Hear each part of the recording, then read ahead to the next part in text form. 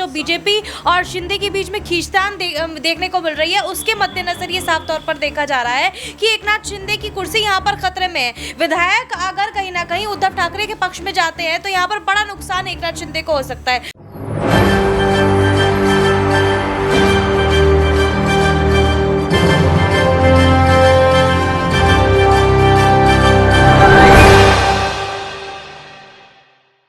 तो क्या महाराष्ट्र की सियासत में भूचाल आ ही गया और सरकार बदलना तय है? और अगर सरकार महाराष्ट्र में बदल रही है तो समझ लीजिए 2024 से पहले मोदी सरकार के लिए खतरे की घंटी बज चुकी है। एकनाथ शिंदे इस्तीफा देंगे, कभी भी ऐलान हो सकता है, लेकिन ऐलान इस बात का भी होगा कि अगर उद्धव ठाकरे के हाथ में कमान सीएम पद किया गए तो समझ लीजिए कि गिन गिन के भाजपाइयों से बदला लिया जाएगा, क्योंकि कर्नाटक में कांग्रेस की सरकार बनने के बाद महाराष्ट्र में जिस तरीके के सुर देखने को मिल रहे हैं वो सीधे तौर पर यह बताते हैं कि तस्वीर महाराष्ट्र की बदल रही है। और यही वजह है कि बीजेपी इस वक्त तिलमिलाई हुई है। देवेंद्र फडणवीस का यह कहना कि उद्धव ठाकरे पागल हो गए हैं, लेकिन पागल तो भाजपाई हो गए हैं जो शिंदे को किनारा करने की कोशिश कर रहे हैं। एकनाथ शिंदे को अलग हटाकर देवेंद्र फडणवीस मुख्यमंत्री नहीं बन पाएंगे, उन्हें समझना पड़ेगा, क्योंकि विधायकों का संख्या बल शिंदे के साथ है। अगर शिंदे उद्धव की सरकार गिराने का दम रखते हैं तो इसके साथ ही वो बीजेपी की सरकार का भी गिराने का दम रखते हैं। और अगर महाराष्ट्र में विधानसभा भंग हो गई तो समझिए बीजेपी का खेल ही पलट जाएगा। तो क्या तस्वीर यही कह रही है महाराष्ट्र की? और उद्धव ठाकरे का यह कहना कि अगर वक्त मिला तो ये साबित कर देंगे कि विधायक हमारे साथ हैं, और विधायक हमारे साथ हैं तो बीजेपी का फिर तो खेल खत्म हो ही रहा है। नमस्कार, मैं हूं राहुल शर्मा, आप देख रहे हैं SP9 न्यूज़ और स्वागत है आप सभी का हमारे इस प्रोग्राम में। और प्रोग्राम की शुरुआत महाराष्ट्र से। क्या कहती है महाराष्ट्र की सियासत और कैसे देखते ही देखते महाराष्ट्र में सियासी उबाल बन गया, इसी मुद्दे पर बातचीत करने के लिए मौजूद है हमारी खास सहयोगी मानसी। मानसी, बहुत बहुत स्वागत है इस प्रोग्राम में आपका। और मानसी, काफ़ी समय से अगर हम महाराष्ट्र की तस्वीरों को देखें तो जो तस्वीर नजर आ रही है कि शिंदे का इस्तीफा बहुत पहले से चर्चा है, लेकिन कहीं ना कहीं उद्धव ठाकरे की तरफ से भी ये कहा जा रहा है कि हमारे पास विधायकों का संख्या बल है। और बीजेपी शिंदे को जिस तरीके से किनारा कर रही है, उसके बाद शिंदे का रुख जो है उद्धव की तरफ आ रहा है। तो क्या वाकई अगर शिंदे उद्धव के पास चले जाते तो महाराष्ट्र की जो विधानसभा है उसका भंग होना तय है, और क्या बीजेपी को झटका लगेगा? देखिए, शिंदे के जितने भी विधायक हैं वो अभी एकनाथ शिंदे से ही नाराज चल रहे हैं, और ये बात इसलिए कही जा रही है क्योंकि सीटों के बंटवारे को लेकर के जो बीजेपी और शिंदे के बीच में खींचतान देखने को मिल रही है, उसके मद्देनजर ये साफ तौर पर देखा जा रहा है कि एकनाथ शिंदे की कुर्सी यहाँ पर खतरे में है। विधायक अगर कहीं ना कहीं उद्धव ठाकरे के पक्ष में जाते हैं तो यहाँ पर बड़ा नुकसान एकनाथ शिंदे को हो सकता है। और इसके अलावा बात यह भी है कि एकनाथ शिंदे अगर यहाँ पर इस्तीफा दे देते हैं तो सीधे तौर पर उद्धव ठाकरे के समक्ष वो जाते हुए नजर आएंगे, उद्धव ठाकरे के पास वो जाएंगे, और सीधे तौर पर कहीं ना कहीं वो ये हो सकता है कि वो बोलते हुए नजर आए, क्योंकि बीजेपी में उनको जितनी सीटें चाहिए थी वो तो उनको मिल नहीं रही है। तो सीधे तौर पर उद्धव ठाकरे का समर्थन वो करते हुए नजर आएंगे, और साफ तौर पर यहाँ पर दोबारा से एकनाथ शिंदे और उद्धव ठाकरे मिलकर राजनीति करते हुए नजर आएंगे। तो देखिए, बाकायदा विस्तार से अपने दर्शकों को बता रहे हैं कि क्या खेल चल रहा है महाराष्ट्र में और क्यों एकनाथ शिंदे ये कह रहे हैं कि अगर देवेंद्र फडणवीस को आगे बढ़ाने की गलती की तो समझिए बीजेपी आग में हाथ डाल देगी, यानी कि पूरा ही नुकसान आपको होगा। तो तय आपको करना है कि देवेंद्र फडणवीस को आगे बढ़ाना है या फिर मुझे सीएम पद पे ही बने रहना है। लेकिन मानसी, जिस तरीके से हम देख रहे हैं कि यही एकनाथ शिंदे एक वक्त में उद्धव ठाकरे के पास थे, और उद्धव ठाकरे ने उस वक्त कहा भी था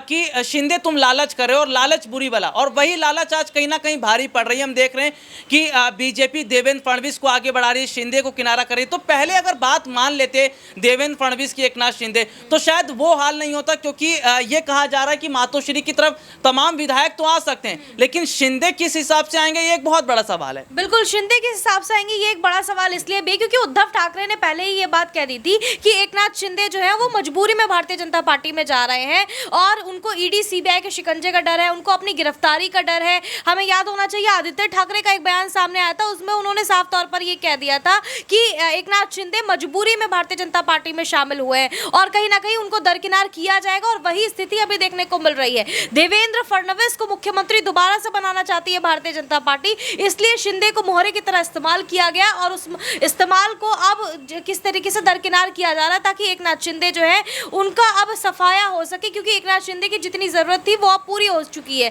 लेकिन बीजेपी को भी ये बात समझनी होगी कि एकनाथ शिंदे के अलावा वो अपनी सरकार महाराष्ट्र में बचा नहीं पाएंगे, क्योंकि जितने भी विधायक हैं वो केवल शिंदे के समर्थन में है। लेकिन एकनाथ शिंदे से कहा जा रहा है कि विधायक काफी नाराज चल रहे हैं। तकरीबन 16 विधायकों की संख्या बताई जा रही है जो सुप्रीम कोर्ट में उनका फैसला आना है वैधता को लेकर के, विधायकों की वैधता को लेकर के सुप्रीम कोर्ट का फैसला आना है। और अगर उनका फैसला जो है वो खिलाफ आता है तो सीधे तौर पर यहाँ पर शिंदे की मुश्किलें बढ़ती हुई नजर आएंगी और उद्धव ठाकरे के पक्ष में ये विधायक जा सकते हैं। ये भी खबर आ रही है कि कहीं ना कहीं उद्धव ठाकरे से संपर्क में चल रहे हैं ये विधायक, और अगर ऐसा होता है तो शिंदे को बड़ा नुकसान झेलना पड़ सकता है बीजेपी के साथ में। जी बिल्कुल, देखिए सीधे तौर पर अपने दर्शकों को बताएं कि अगर शिंदे उद्धव ठाकरे की तरफ जाते हैं तो नुकसान भारतीय जनता पार्टी को होगा। और समझिएगा, कर्नाटक जो दक्षिण राज्य है जहां पर बीजेपी को बड़ा झटका लगा, उसके बाद महाराष्ट्र में अगर ये गलती कर जाते हैं तो शायद 2024 का जो चुनाव है वो बीजेपी के हाथ से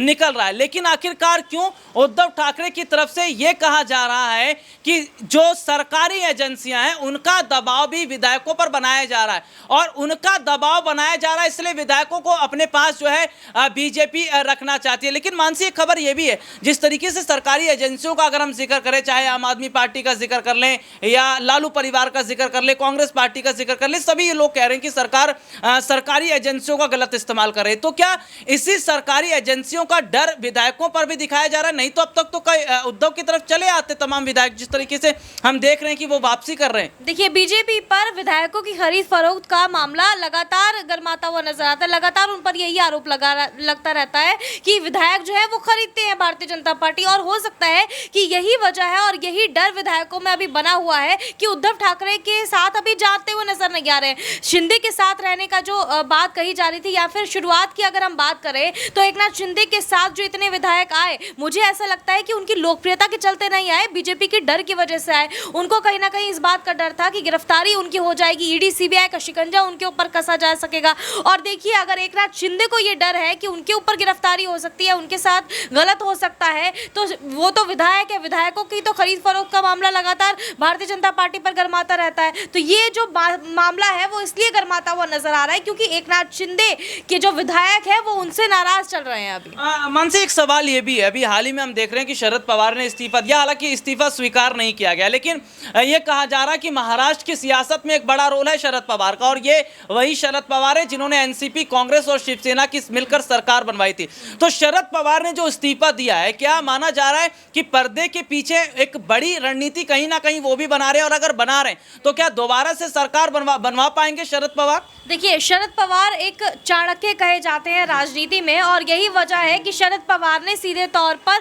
यह बात कह दी थी कि अब वो इस्तीफा लेने के लिए इस्तीफा जो है वो दे रहे हैं, लेकिन उनका इस्तीफा स्वीकार नहीं किया गया। और सुप्रिया सुले ने भी एक बयान दिया था, उन्होंने साफ तौर पर कहा था कि 15 से 20 दिनों में विस्फोट होने वाला है, एक महाराष्ट्र में तो दूसरा दिल्ली में। महाराष्ट्र में जो विस्फोट की बात कही जा रही है वो शरद पवार के इस्तीफे से जोड़कर देखी जा रही थी, यानी कि पहला विस्फोट तो हो गया है, लेकिन दूसरा विस्फोट क्या दिल्ली में होगा और दिल्ली तक इसकी गूंज जाएगी, ये देखने वाली बात होगी, क्योंकि देवेंद्र फडणवीस को दोबारा से मुख्यमंत्री बनाना चाहती है भारतीय जनता पार्टी, और यही वजह है कि एकनाथ शिंदे को अब दरकिनार किया जा रहा है। हो सकता है कि बड़ा फैसला किसी भी समय ले हो सकता है शिंदे को दरकिनार करने की कोशिश की जा रही है, उससे पहले ही शिंदे इस्तीफा दे करके साइड हो जाए ताकि उनकी बेइज्जती ना हो। जी, वाकई देखना होगा कि महाराष्ट्र की जो सियासत है क्या वाकई एक नए उफान पर होगी, और क्या महाराष्ट्र की विधानसभा अगर भंग करने की बात उद्धव ठाकरे कर रहे हैं तो क्या समझ लीजिए कि खेल तैयार है, बस खेलना बाकी है। और अगर खेल दिया उद्धव ठाकरे ने तो बीजेपी तो फिर महाराष्ट्र से टाटा बाय बाय ही हो जाएगी।